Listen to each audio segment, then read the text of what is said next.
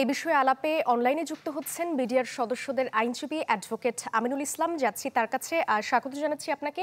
শুরুতেই যেটি জানতে চাই যে জামিনে নাম থাকবার পরও বিডিআর সদস্য লাভলু মিয়া আজও মুক্তি পাননি, জটিলতাটা আসলে কোথায় ছিল? না, ধন্যবাদ আপনাকে। আসলে জামিনে মুক্তি দিলেই আসলে বের হওয়ার সুযোগ নাই। আপনার জামিন যখন আদেশ হয়, জামিনের আদেশের পরে একটা জামিননামা দাখিল করতে হয় এবং সেই জামিননামাটার মধ্যে আসামিদের স্বজনদের একজনকে জামিনদার হতে হয়। সংশ্লিষ্ট আইনজীবীকে সেই জামিনদারকে শনাক্ত করে তার স্বাক্ষর লাগে এবং প্রপারলি জামিননামা দাখিল করার পর সেটি আদালত আবার যাচাই বাছাই করে যখন এটা কেন্দ্রীয় কারাগারে যাবে সেখানে ওই জামিননামা দাখিলের পর কেবল আসামি মুক্তি পেতে পারে। আমার মনে হয় যে লাভলু মিয়া মুক্তি পায় নাই, সেটা অবশ্য আমার কাছে ছিল না। তো বোধ করি তার পক্ষে হয়তো জামিননামা দাখিল হয় না, অথবা দাখিল হয়ে থাকলে হয়তো কোনো ভুল হয়েছে সেটার মধ্যে। যদি জামিননামা সঠিকভাবে দাখিল হয়ে থাকে তাহলে তো জামিনে মুক্তি পাওয়ার কথা।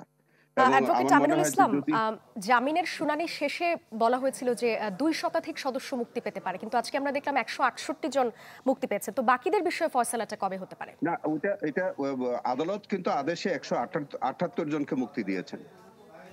আমরা যেটা মনে করেছিলাম যে ২৫৪ জনের মতো মুক্তি পাবেন, কিন্তু মাননীয় আদালত যাচাই বাছাই করে ১৭৮ জনকে দিয়েছে। বাকিরাও আশা করি আমরা পর্যায়ক্রমে তারা পাবে। আর যারা এখনো ১৬৮ জন হয়েছে, ১৭৮ জনের মধ্যে বাকিদের পক্ষে সম্ভবত জামিননামা দাখিল হয় নাই। জামিননামা দাখিল হলে তারাও মুক্তি পেয়ে যাবে। জি, আরেকটি বিষয় হচ্ছে যে আজকে যারা মুক্তি পেয়েছেন তারা দেখা গেছে প্রায় সবাই হত্যা মামলায় খালাসপ্রাপ্ত আসামি। তো বিভিন্ন মেয়াদে সাজা ভোগ করেছে এবং যারা সাজার মেয়াদ শেষ হয়ে গেছে কিন্তু আটকে আছেন, তাদের মুক্তির প্রক্রিয়াটা আসলে কেমন হতে পারে? সেটি আমাদের আগামী ১০ তারিখে ডেট আছে। সেই তারিখে আমরা যাদের ১০ বছরের সাজা ছিল, ৭ বছরের সাজা ছিল, যাদের সাজাটা শেষ হয়ে গেছে। আমাদের সংযোগটি খুব সম্ভবত বিচ্ছিন্ন হয়ে গেছে।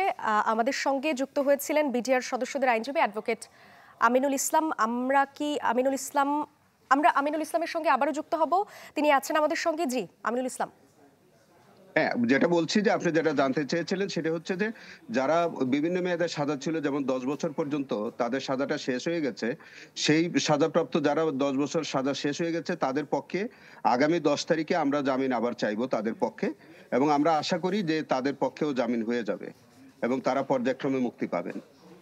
জি, অ্যাডভোকেট আমিনুল ইসলাম, এই যে বিশাল একটা ঘটনা, এই যে ফয়সালা হওয়ার ব্যাপারটি, সেটি আসলে রাষ্ট্রীয়ভাবে কিভাবে দেখা হচ্ছে বিষয়টিকে?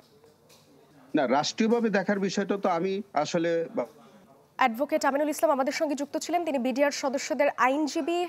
সংযোগটি সম্ভবত আবারও বিচ্ছিন্ন হয়ে গেছে।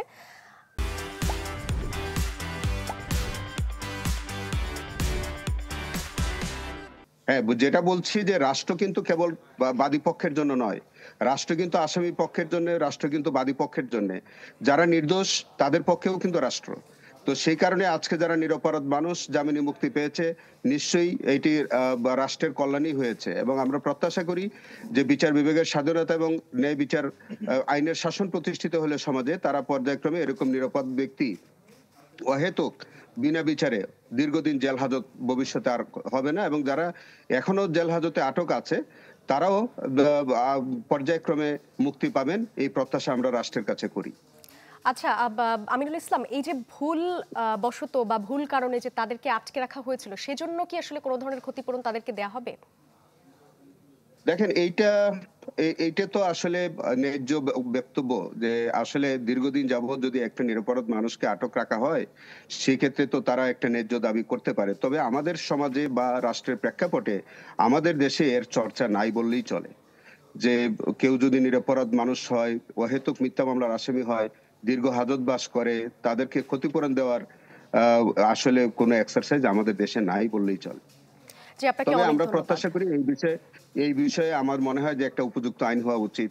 যারা নিরপরাধ ব্যক্তি আসামি হিসেবে জেল খাটে তাদেরকে যেন রাষ্ট্র একটা ক্ষতিপূরণ দেন, সেটা আমরা প্রত্যাশা করি রাষ্ট্রের কাছে। এখন যে বিচার প্রক্রিয়াটা হচ্ছে সেটা কি আসলে দেশের জন্য কোনো ধরনের দৃষ্টান্ত হবে কিনা, দৃষ্টান্ত স্থাপন করবে কিনা, কি মনে করেন? দেখেন, এটা তো শতভাগ দৃষ্টান্ত যে আজকে ১৬৮ জন জামিনে মুক্তি পেয়েছে। এইটি তো বাংলাদেশের ইতিহাসে এই প্রথম। এবং এতগুলো মানুষ 178 জন মানুষ একসঙ্গে জামিন পেয়েছে। এটাও ইতিহাসের প্রথম। তো 851 জন আসামিকে আসামি করে একটা মামলা হয়েছে। এটা এশিয়ার মধ্যে বা সারা পৃথিবীতে এরকম কোনো মামলা হয় নাই। এগুলো সবই কিন্তু দৃষ্টান্ত। বিডিআর পিলখানা হত্যাকাণ্ডের এই সমস্ত ঘটনাটাই কিন্তু দৃষ্টান্ত। এতগুলো মানুষ একসঙ্গে মৃত্যুবরণ করে নাই বা হত্যাকাণ্ডের শিকার হয় নাই। এগুলো সবই কিন্তু আসলে দৃষ্টান্ত। সো এই মামলার প্রতিটি ঘটনা একটা দৃষ্টান্ত আমাদের সমাজ এবং রাষ্ট্রের জন্য। আর যারা প্রকৃত অপরাধী আছেন তাদের বিষয়ে কি কোনো কার্যকর পদক্ষেপ নেওয়া হবে কিনা? আমাকে শোনা যাচ্ছে? জি, শোনা যাচ্ছে, শুনতে পাচ্ছি। হ্যাঁ, যেটা বলছি যে যারা নিরপরাধ মানুষ আমরা তাদের পক্ষেই লড়াই করি। আমরা সকলের পক্ষেই লড়াই করছি। কিন্তু যদি আদালতের বিচারে কেউ দোষী প্রমাণিত হয়, আমরা তো যারা দোষী হয় তাদের তো বিচার আমরাও চাই। কিন্তু আমরা আইনজীবী হিসেবে, আসামি পক্ষের আইনজীবী হিসেবে আমরা সবাইকেই আমরা নির্দোষ মনে করি। সেটা বিচারে যদি কেউ দোষী সাব্যস্ত হয়, সেটার তো অবশ্যই তার তার শাস্তি বিচার পাওয়া হবে। উচিত। জি, আপনাকে অনেক ধন্যবাদ অ্যাডভোকেট আমিনুল ইসলাম। পিলখানা ট্র্যাজেডিতে বিস্ফোরক মামলায় প্রায় 16 বছর পরে জামিনে কারামুক্ত হয়েছেন বিডিআরের 168 সদস্য। এই বিষয়ে কথা বলতে আমাদের সঙ্গে বিডিআর সদস্যদের আইনজীবী অ্যাডভোকেট আমিনুল ইসলাম যুক্ত ছিলেন।